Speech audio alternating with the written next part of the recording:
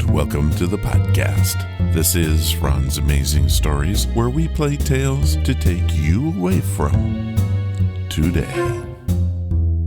Okay, do you like a good story? No. Well, how about a podcast chock full of epic, grab your socks types of stories? Wow. Well, that's what we have. We have a missing time story from Germany, a doomed rocket ship, a woman who faces off with black-eyed kids, and if you need more, we begin with this 5-minute mystery.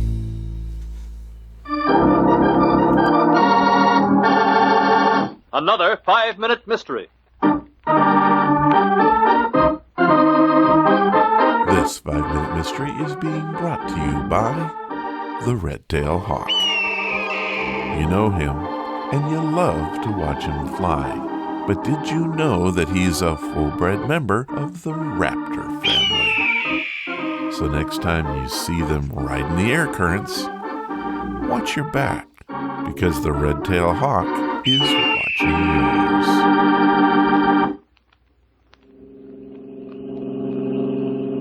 Well, Mrs. Holmes, how do you like it? Oh, it's beautiful, Ken. Just think, we'll be spending the rest of the month of August up here. I always said the Adirondacks are the finest country in the world for vacationing. Well, it's been so long since we've had a real vacation, too. There was always some murder or robbery to interfere with our plans. You know, being married to a private detective certainly has its disadvantages. But starting today until the end of August, it's all pleasure and no business, Beth. Ken, watch out! Say, what's the matter with you? Don't you know any better than to run in front of a car like that? I'm awfully sorry, but I was in a hurry to get some help. A man's been killed.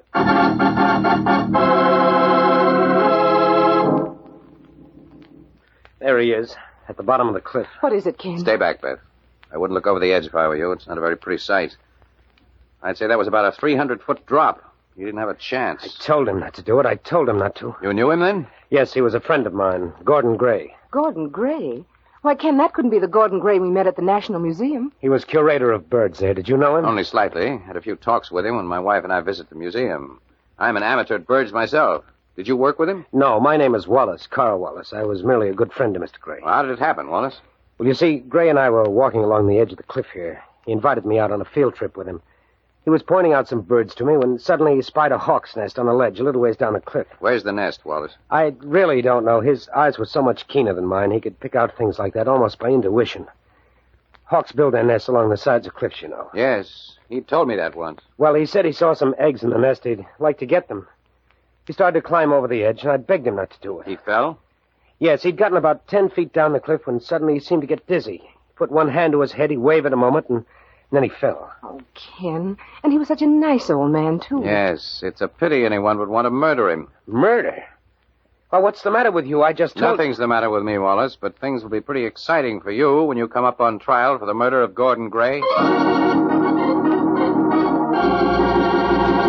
What clue tipped off Ken Holmes that Gordon Gray had not met with accidental death but had been murdered? The answer in a few moments, but first...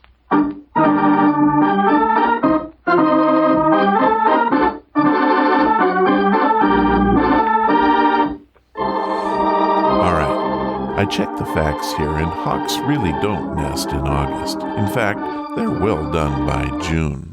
Now, is this really enough to convict this man? It seems pretty thin. Let's head back to the action and see. Now, you have to know that this 5-minute mystery is being brought to you by the Red-Tailed Hawk, one of the highest-ranking raptors of our era. And now, back to our story. You're crazy, Holmes. I told you exactly what happened, and that's the truth. Not exactly the truth. You were running away from the scene of a crime when I almost ran you down with a car, a crime you'd committed. Gordon Gray didn't fall 300 feet to his death. You pushed him. Your on-the-spot alibi wasn't bad, except for one thing. A highly rated curator of birds at the National Museum wouldn't have said that he saw a hawk's nest with eggs in it on this mountainside. At least not in the month of August. The hawk's nesting period ended in June. Don't put words in a dead man's mouth, Wallace. They're dangerous.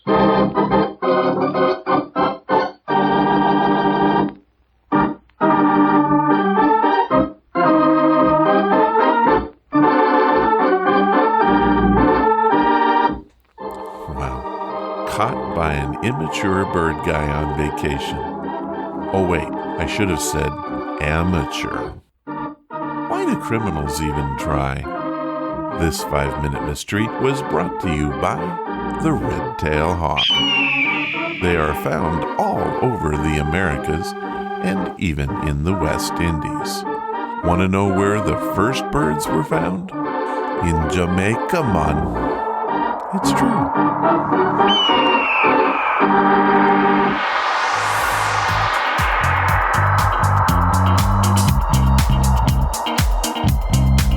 What's that you say? What we have to say is that we have a second email from Tom Larson. If you'll remember, he is our American friend who now lives in Berlin, Germany. Tom sent this one in, and it just might be my favorite so far. Hello, Ron. I'm not sure if you would like a little humor on your show, but give this a try. It's about aliens, you know. Here is my very scary, funny story. Tom. I was 8 years old in 1951 and went to see the movie The Man from Planet X. This particular time, I was alone. I stepped up to the cashier and purchased my ticket, a whopping 25 cents. Then I went to the refreshment counter and popped for 2 bags of popcorn, another whole 30 cents, and finally proceeded down the aisle to find the best seat for viewing. As I walked down the aisle, I noticed that the movie had just started the credits. I sat in a seat near the aisle. The lead actor in the movie was just pushing his bicycle down the hill. The scene was a dark and foggy countryside, and the background music was the usual scary variety. Then he saw a saucer-shaped disc shrouded in fog in the dale below. The actor walked around the saucer, looking into the lighted porthole windows as he went along. Suddenly, he looked into the face of the alien. The background music was so startling that I actually threw both bags of popcorn into the air. The next thing I remember, I was standing outside the movie house, wondering how I got there. I gathered my wits and was about to go back in and finish watching the movie, but the manager refused to let me back in, even after I showed him my recently purchased ticket. I never got to see the movie that I'd paid for. I only had enough money left for bus fare home. Oh, how I longed to see that movie. Finally, after 60 years, my brother-in-law was able to send it to me.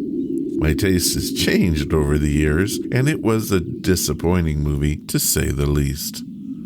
The film wasn't scary, and the copy I had a different beginning for some strange reason. That goes to show you that memories are sometimes better than the actual event. Keep up the entertaining podcasts, and all the best. Tom from Berlin, Germany. Well, thank you, Tom, for your story. I'm quite familiar with your movie. You see, I love to watch the classic sci-fi films from the 50s. My favorites being The War of the Worlds and When Worlds Collide. They don't terrify me like they did back then, but to me, they are very special. Thank you for your continued support to the show, and thank you for your very scary story. I loved it.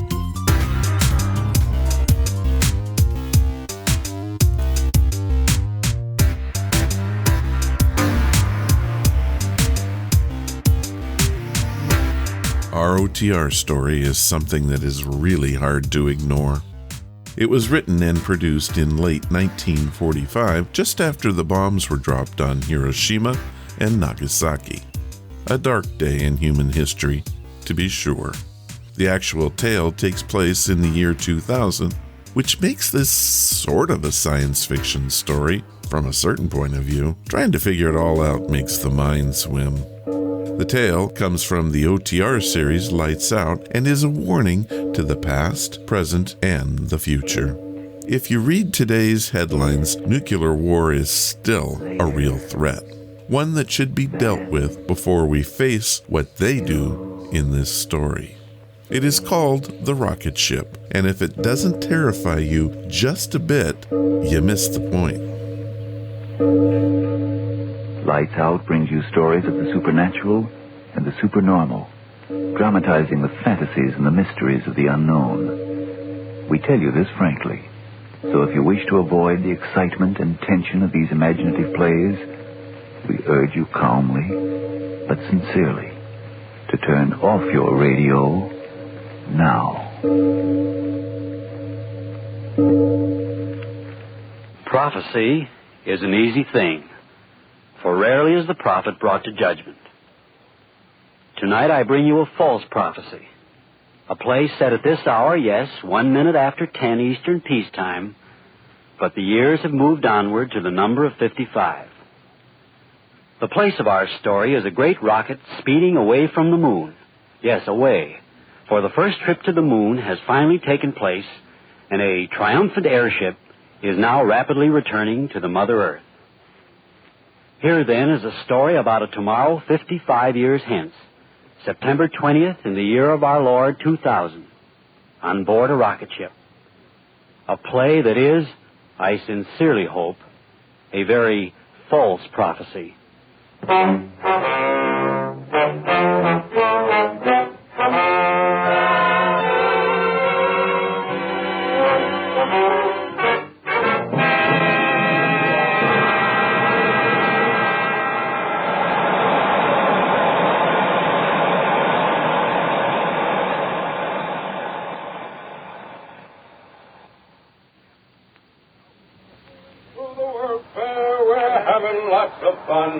The sky is sure the limit, our new century's begun. We're floating on our plastic boats, we're flying through the air. The world is all our playground, we haven't got a care. Oh, I'm glad to be alive, boys, I'm glad to be alive. I'm riding on a rocket train, and soon I will arrive. Oh, I'm glad to be alive, boys, I'm glad to be alive. I'm riding on a rocket train, and soon I will arrive. Hi, Doc, how about joining us? Yes, Doctor. Don't you think it's about time we had a little celebration? There's a great deal of work to be done. Work's over, Doctor. 24 hours more and we're back. Yes, Doctor. We'll be back. We've done it. Complete. In 24 hours. If you're worried about our landing, I'm not. You worried, Reynolds? No, sir. Everything's in perfect order. Sure, Doc. There's going to be a round trip. Anyway, there's 24 hours before we have to worry about that. Yes, Doctor. It's a time for celebration. Oh, I'm glad to be alive, boys. I'm glad to be alive. I'm riding on a rocket train, and soon I will arrive. Reynolds. Oh, Mr. Reynolds. Are you men out of your minds? You, Major Russell. Reynolds is still a boy, but you're a mature man. Please act maturely. Oh, but Doctor... I'll grant you that our adventure has gone well. Well is right. We've been to the moon. My congratulations, Reynolds. Thank you, Major, thank you. I'll put the medal on my other chest. Will you men listen to me? We're 48,000 miles from the Earth. And headed right for it. We're not there yet. Doc, pardon the expression, but you're a gloomy Joe. I am a realist. But, Doctor, the possibilities of anything going wrong are remote. Surely we're entitled to relax a little and relish the fact of what we've done. Yeah, we've done it, Doc. Even if we never get back, we've done it. We've been to the moon, and it'll always be there on the books. I'm not interested in becoming an historical fact, Major Russell. The data we've collected, that's my only interest. May I ask you and Reynolds to get back to your post? Oh, but everything's going like clockwork. Look at the gauges. But we are out of radio contact with the Earth. Yes, sir. But we are on course. Doc, what is wrong? Wrong? What should be wrong? No, the kid's right, Doc. Ever since we made the circle and started back, all these days you've been acting as if we didn't make it. We've gone 243,000 miles, and we're three-quarters of the way back, and we're in, Doc. We're in. So what's the matter with you? How old were you, Major, when the Second World War ended? Oh, about 5. What's that got to do And with you, Reynolds, you weren't even born. No, sir. I was 21 on that day in New Mexico when they set off the first chain reaction. 21. Doc, you mean to say you were in at the beginning of it? Of course he was. Dr. Chamberlain was one of the original research men in the atomic bomb project back in 45. The only one of them alive today. Well, what do you know? So that's why you wanted to make this trip, Doc. I mean, you... Yes, Major. You wanted it as a substitution for what you missed as a boy, the excitement and glory of war. Oh, now, Doc. It's true, and Reynolds here is young and idealistic, and the scientific wonder of it was what he wanted. And I was there at the birth of an era. Now atomic power is driving me into space, back to the Earth where it all began. And I'm thinking... Yeah, Doc? It's not pertinent to any of this. We have no time to discuss our emotions. There's work to be done.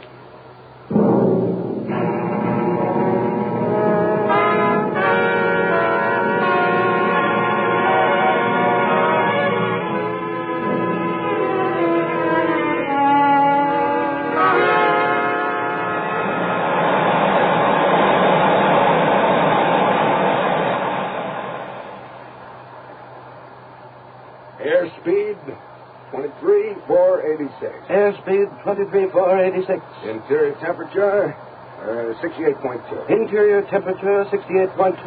Well, that's it. Yes? Any radio contact, Reynolds? No, sir. How about that, Doc?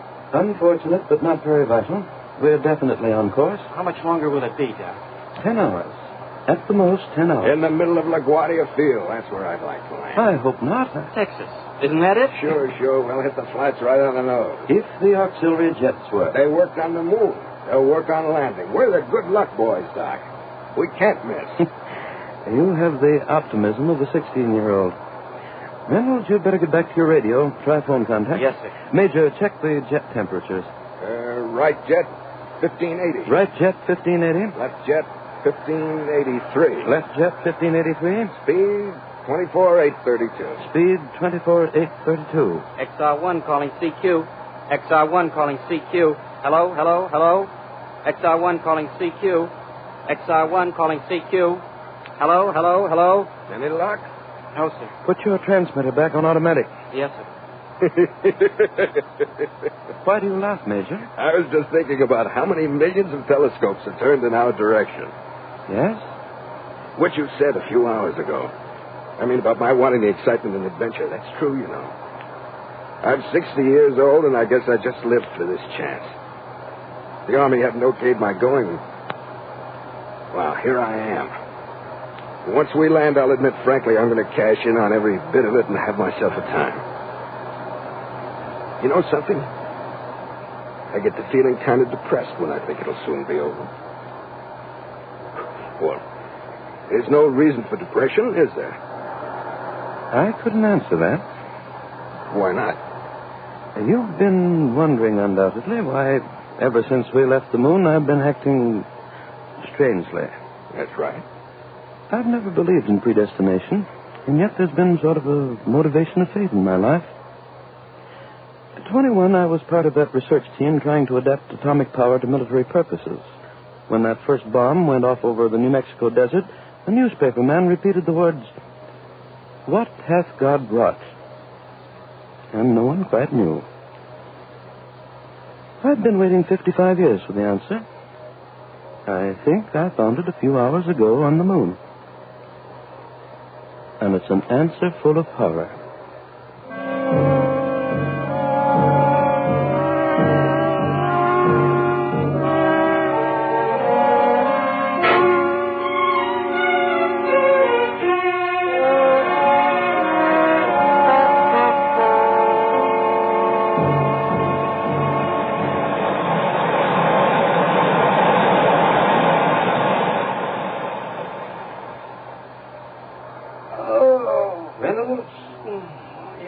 Close the oxygen valve. That's why you're yawning. Oh, yes, sir. 2 points? 2 points. Oh, the Major's sure sleeping. Yes. It's only a few more hours, isn't it? Yes. Will we have to put on our compression suits the way we did on the takeoff? Yes, of course. Doctor, may I ask you something? Yes? Before, you spoke of finding an answer on the moon. And then you didn't say any more. Well, I've been thinking about it. I was wondering if it was something that the Major couldn't understand. And that's why you didn't speak of it further. And now you want to know. Yes, sir. I haven't lived anywhere as long as you two have, but my life has been built around atomic power. My dad, he was one of your men. Ever since I was a child, becoming a physicist like Dad was and you are and Dr. Oppenheimer and all the rest, why, that was it. Now, all of a sudden, the way you spoke before, as if all our research has been criminal. Do you mean that? Collision, radar. Get at it. What's the matter? What's the matter? Object approaching. Where? 15 degrees west. There it is. Meteorite. It's a meteorite.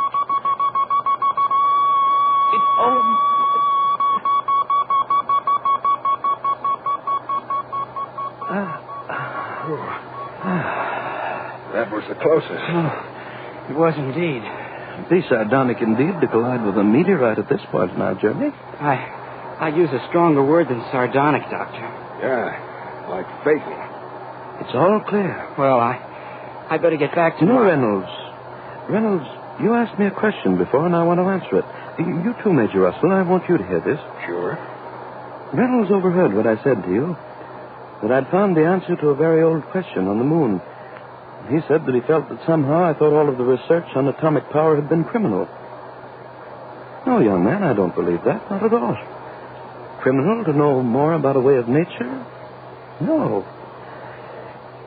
The answer I found was something else. I hadn't even an answer, perhaps only a theory. When we came within 100 miles of the moon and then began to deaccelerate, to turn back, what did we see through the observation ports? Well, Doc, we saw... No, please, let me tell you what I saw. The craters of the moon. Great, gigantic craters, and as we came closer and closer, the look of them was so familiar.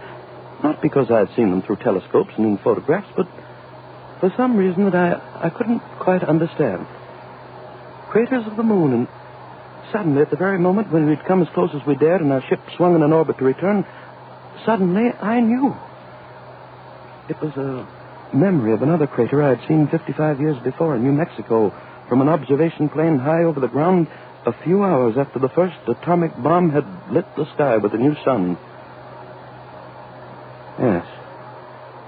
The crater in the crust of the Earth that bomb had left was the same as the craters of the moon. Do you understand? The crater our bomb had left on the Earth was the same as the craters on the moon. So what? I don't get it. Yes, Doctor. What are you getting at? Why, the crater in that desert was 1,000th of the size of the ones you're talking about. I suddenly began to think. Was it not possible that the moon had gone through the same evolutionary processes as our Earth before our Earth? Yes. Wasn't it possible that men had come into being on the moon, developed their own civilization, had known scientific progress, even as we have, but long before we Earthmen had known it? Say, Doc. You do understand. These men of the moon had discovered the secret of atomic power long before we did, and then had used it to blast and to tear each other. Yes. And the craters on the moon, that terrible devastation, was the record of the destruction of their civilization. A final war which had burned up the very atmosphere and left the moon a dead planet circling endlessly through an airless sky. All right, Doctor. Presuming your theory is correct, that the moon men had started through a war, a chain atomic reaction that they couldn't stop, well, what of it? It indicates that they were fools. Yeah, that's it. Fools. Are we any wiser?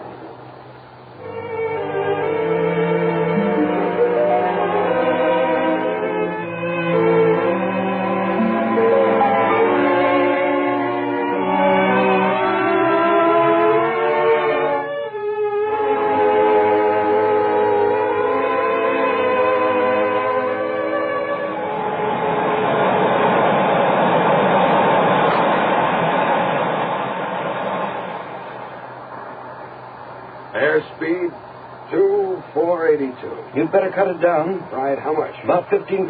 Right. You get anything, Reynolds? No, sir. Would you come here a moment? Yes, sir. Will you help me with this boat covering? Yes, sir. Here, there. All right. Trying to take a look, huh? Yes, that's it.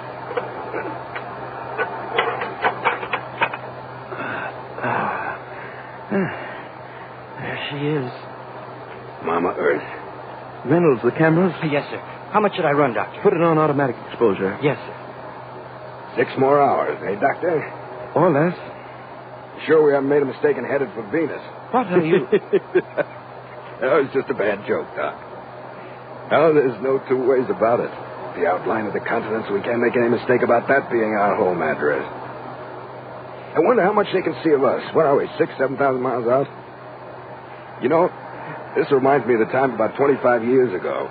The Army sent me up to 1,000 miles to take observation photographs. Well, you remember how the atomic reaction motors were then. We got up about 500 feet. Major. What? Look down. Look. What? Well, I don't see anything. Look, I tell you.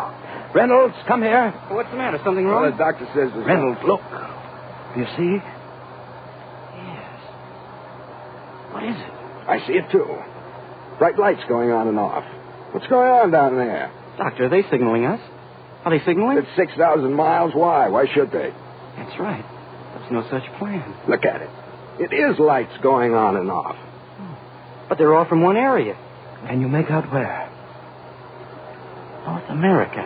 Then they are signals. The candle in the window. Your own question. At 6,000 miles? Wait a minute. Are they explosions? Explosions? Major Doctor, is that it? Are they explosions? I don't know.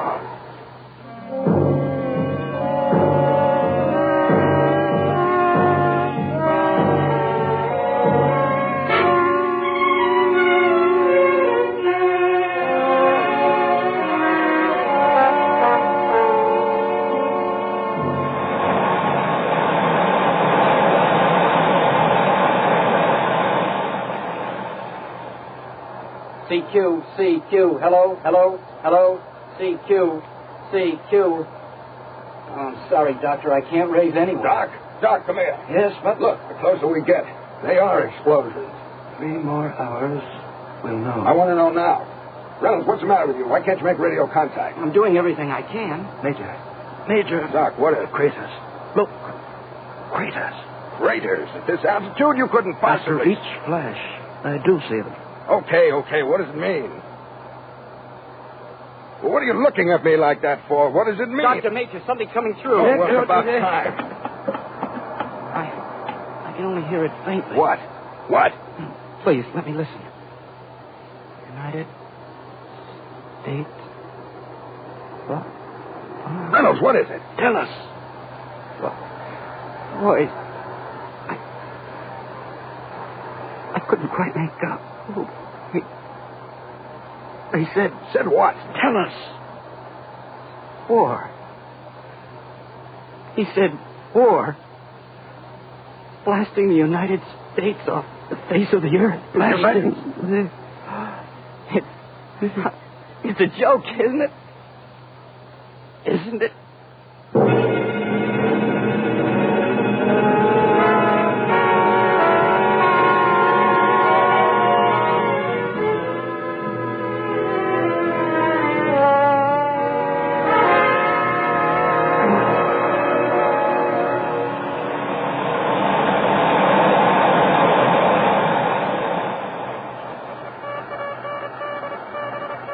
What are they sending now? What now? It began an hour ago. No warning.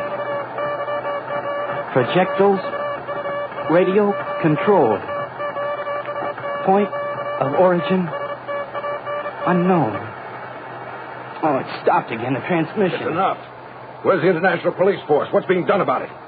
Doctor, did you hear it was an attack without warning? Who could it be? What's the idea? The explosions are increasing in frequency. Reynolds, is there anything more coming through? No, nothing. Yes, they started transmission again. All right, let's have it quick. Some station in Midwest.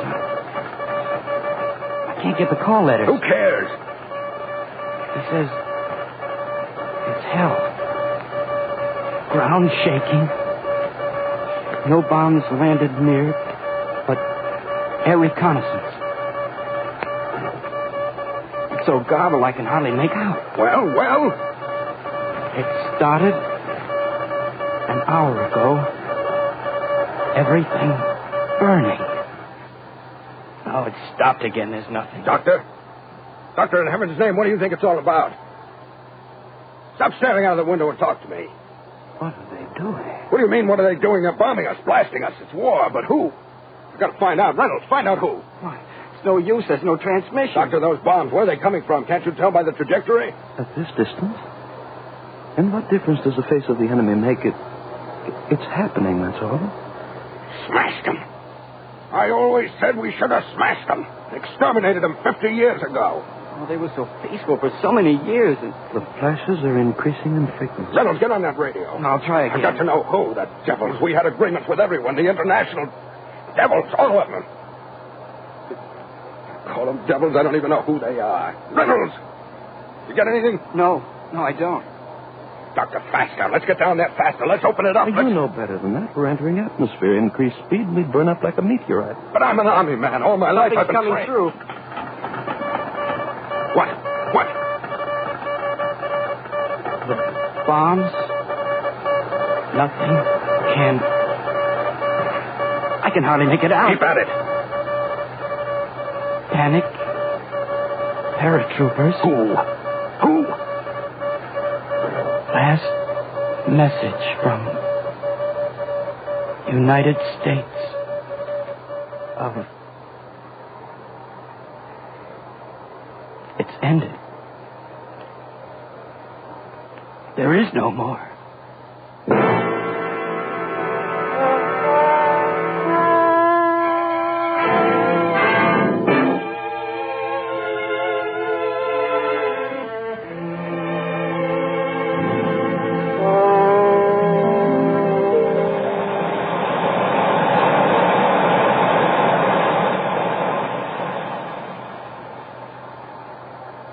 We'd only get down there faster. Only 500 more miles. Look at it down there. Our Air Force, protective measures. What happened to them? What happened? Doctor, why don't you say something? We'll just sit there for hours watching. This isn't a scientific experiment going on down there. They're blasting us to pieces. Us! Your atomic bomb, the great secret. Hold it over the world and have peace forever. You said that. Yes, you. I was a kid then. I heard you say it over the radio when they gave you a medal.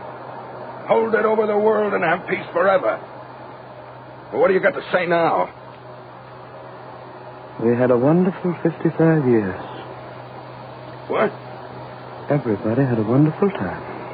Reynolds, what's the matter with him? He's gone. No. Let him finish. First, we hung the criminals 55 years ago. And as soon as their bodies stopped swinging, we left the crowd and each went back to his own house and shut the door. You said the peace would hold forever. I said it because I thought that when the secret was put away, the people of the world would remember the terror. I said to myself, surely now that they've seen the possibility of the disintegration of their Earth, they'll be drawn together once again into the family of men as it must have been in the beginning. I forgot what years could do. I forgot how quickly forgetfulness comes.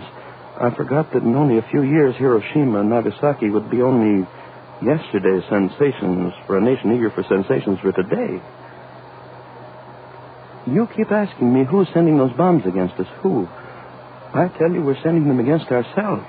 Yes. Because had we made our way of life something more than a confused dream of shiny machines and happy endings, those bombs of hatred and revenge would not be flying at us.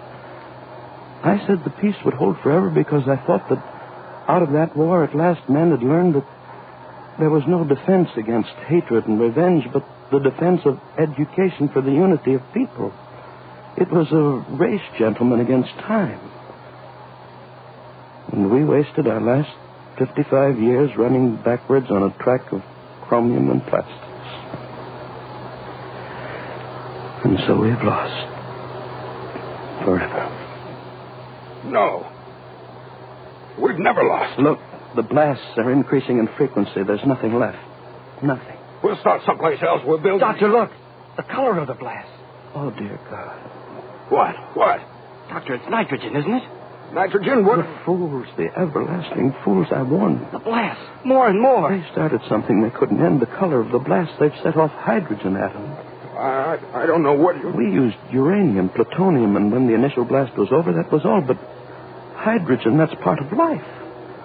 One reaction sets off the other like setting off an endless chain until... Look down there. Blast. Faster and faster. They're spreading. The fools. God help the fools. God help the fools.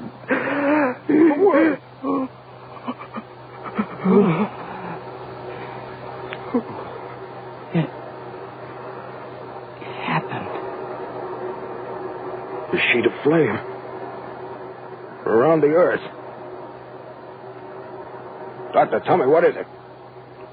What was it? Tell me. It burned up all the atmosphere. Burned up? Reynolds, what does he mean? The chain reaction burned up all the air. Oh, my. Major, the left jet.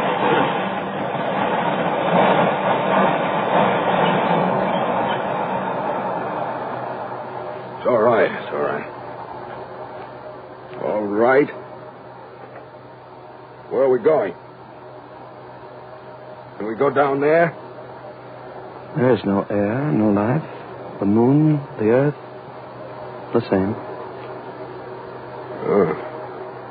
How much fuel? There's the gauge. 2, 3 hours? Yes. Yes, I think that's right. Isn't it, Major? Yeah. What do we do? You ask that question now? The Major no longer asks it. Do you know the answer, Major? Sure. We'll circle around. Then we'll crash. No. No, it'll be all right, my boy. My words again. Have peace forever.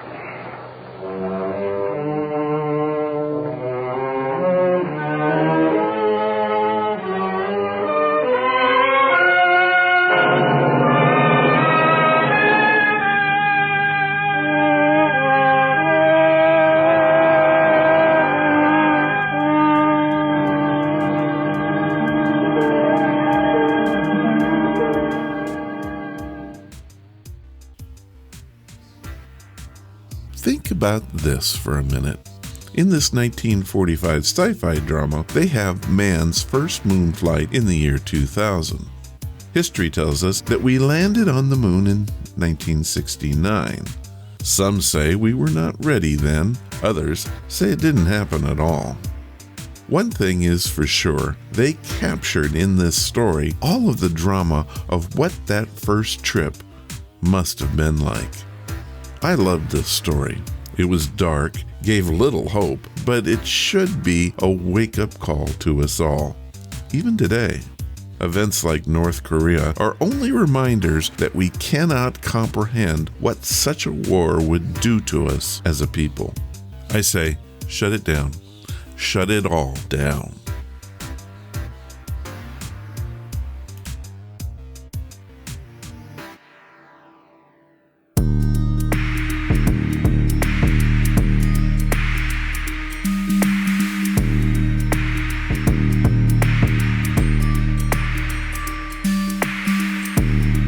And now, a moment in time.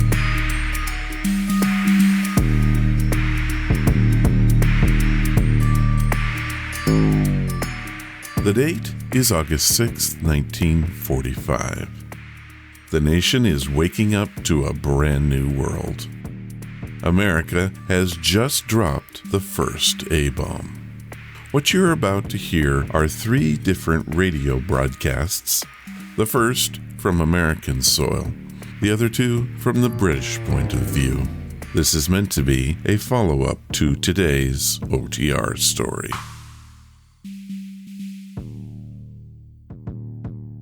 The White House has just made an important announcement on the war.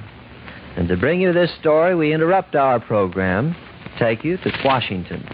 I have just returned from the White House, where it has just been announced that the United States is now using an atomic bomb, the most powerful explosive yet developed. At the White House, Eben Ayers, presidential press secretary, released a statement by the President of the United States on the atomic bomb. Here is President Truman's statement. The world will note that the first atomic bomb was dropped on Hiroshima, a military base. We won the race of discovery against the Germans. We have used it in order to shorten the agony of war, in order to save the lives of thousands and thousands of young Americans. We shall continue to use it until we completely destroy Japan's power to make war. Scientists, British and American, have made the atomic bomb at last. The first one was dropped on a Japanese city this morning. It was designed for a detonation equal to 20,000 tons of high explosives. That's 2,000 times the power of one of the RAF's 10-ton bombs of orthodox design.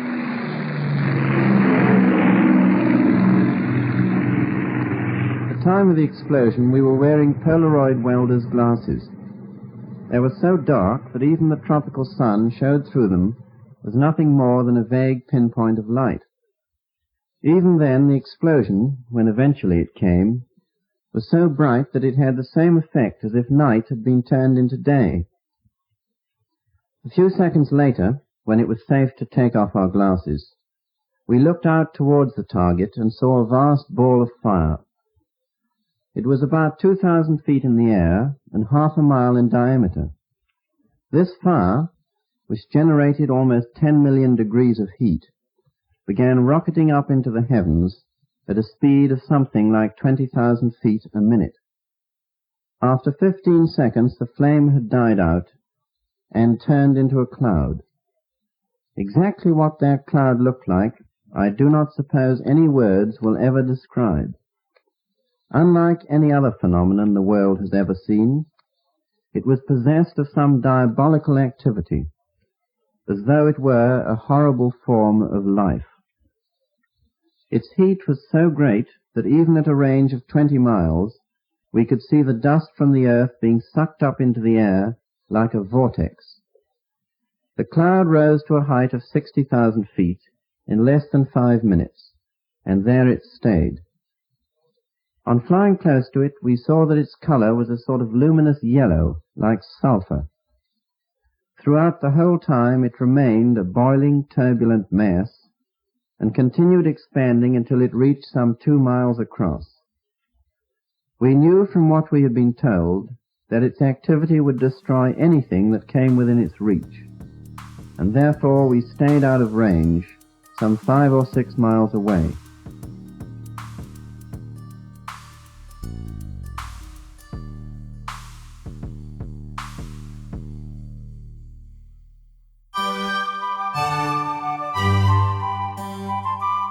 As read by amazing stories, read by amazing people. This time on As Read By, we have an epic story sent in by Alicia Kale from the UK. She doesn't say exactly where she's from, but from the number of emails I've been getting from England as of late, we must be doing pretty well there. Her story covers the urban legend, the Black-Eyed Kids. I thought this was only a U.S. phenomenon, but it turns out that a large number of cases are now being reported in the U.K. I have called this story The Dark Ride. It was written by Alicia Kale and is read by me.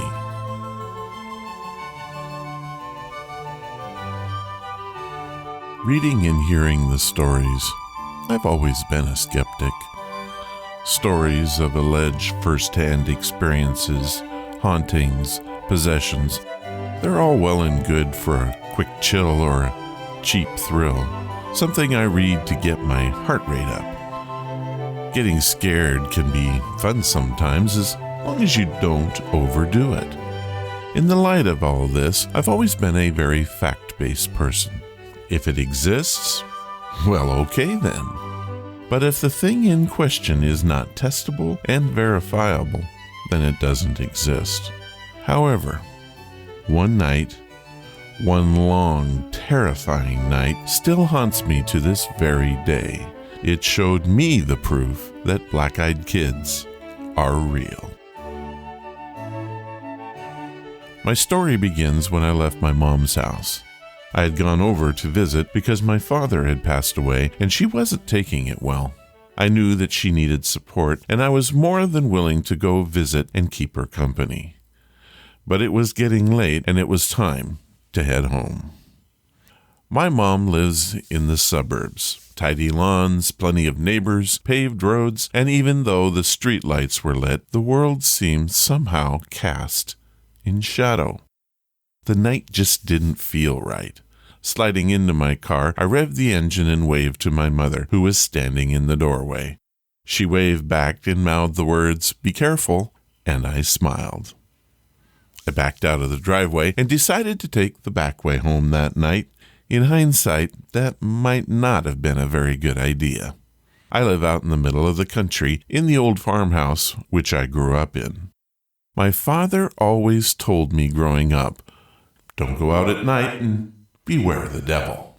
He was a strong believer in anything and everything paranormal. I always had to resist the urge to laugh at his words, but I knew he meant well. Driving down the dark country roads was always an adventure. There were no street lights, and the roads were cracked and filled with potholes. The fields on either side of the road were empty, just blank stretches of overgrown grass and unattended shrubberies. The dark outline of the trees of the woods could be seen looming as a shadowy horizon. The moon offered very little light that night, as the sky rolled in with dark and threatening clouds, ready to burst with rain or storm at any moment. Sure enough, a few minutes later, the low grumble of thunder started. However, no rain fell just yet. Now, I hate driving at night and in the rain. Putting these two together would end badly. I just knew it. I started to feel a bit anxious. I can't explain it. It was probably because of the threat of rain, or maybe I had been reading too many ghost stories. To try it and calm myself, I flicked on the car radio, slowing down as I attempted to find a station. Nothing doing, and it was strange because I knew that there was a broadcast tower nearby that usually came in clear as day. The white noise and static did nothing to appease my anxiety. I gripped the steering wheel tightly as more thunder boomed. Aggravated, I forcefully shut off the radio, gritting my teeth. Glancing down at the dashboard, I noticed that I was nearly out of gas. Groaning, I started looking for an open gas station. As I was scanning, I noticed from the corner of my eye 2 figures walking on the side of the road. One turned around and put a thumb out. I felt compelled to pull over and give them a ride. I even found my hands turning the wheel slightly. I pulled them back, realizing how stupid it would be to pick up strangers in the middle of the night on a backcountry road. I sped up, past them, and tried not to look at them, even though I felt oddly intrigued. As I focused on the road ahead, it started drizzling, dropping my mood another level or 2.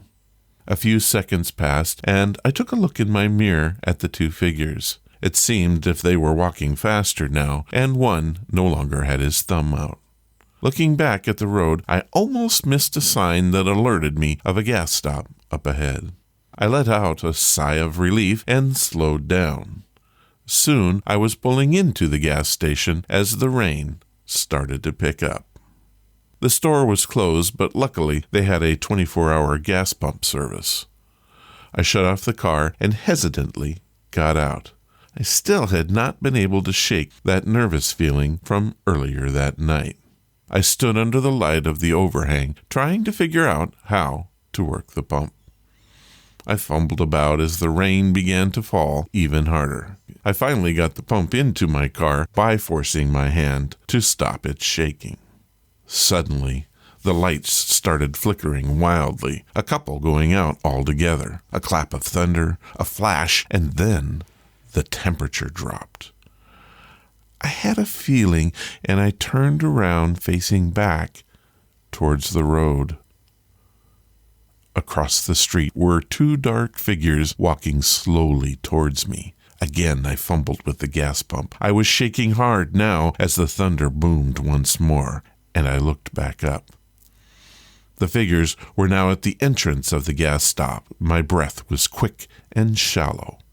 I blindly shoved the pump back into its holder, not being able to tear my eyes away from the approaching figures. As they walked into the flickering light of the overhang, I saw that they were just two teenagers.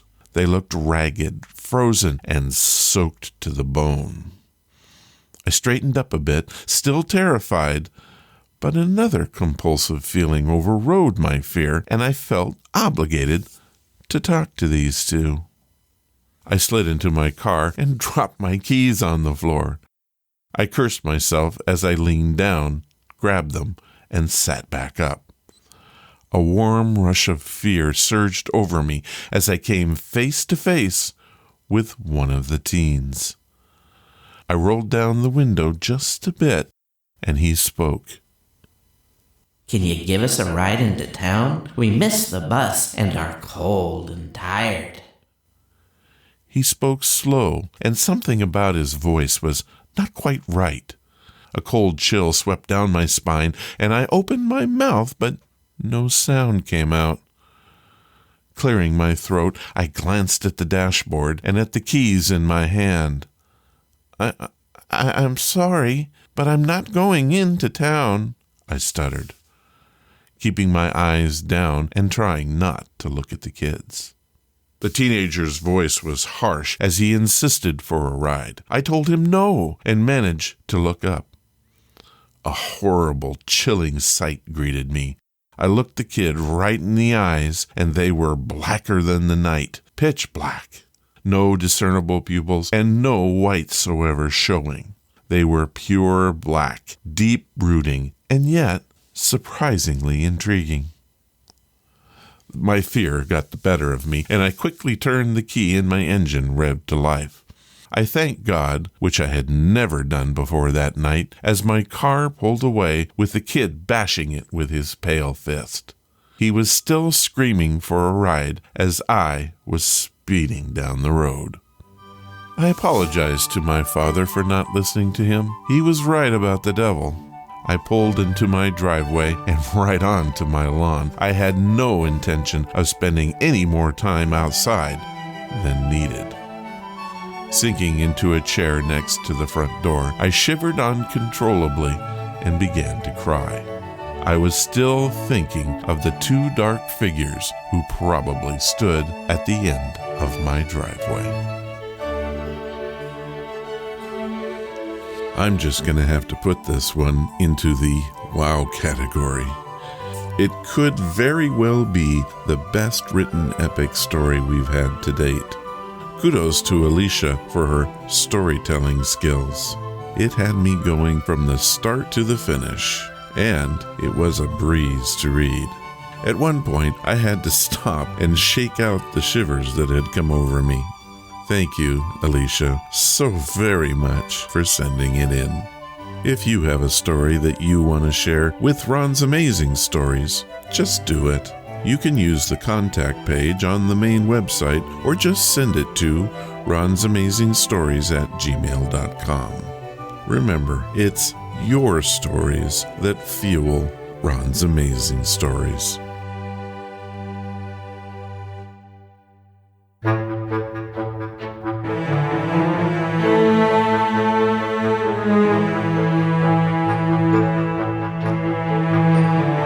Epic podcast? Well, yeah. The stories this time were truly amazing. I can't thank you guys enough for your support. To both Tom and Alicia, I say thank you, and Thank you. Your stories are what drive this podcast forward. If you want to keep up with what's happening on Ron's Amazing Stories, please follow us on Twitter, Facebook, or sign up for the weekly newsletter. All the links you'll need and access to the blog can be found at ronsamazingstories.com. Thank you for listening, and I hope you come again to find out what are Ron's Amazing Stories.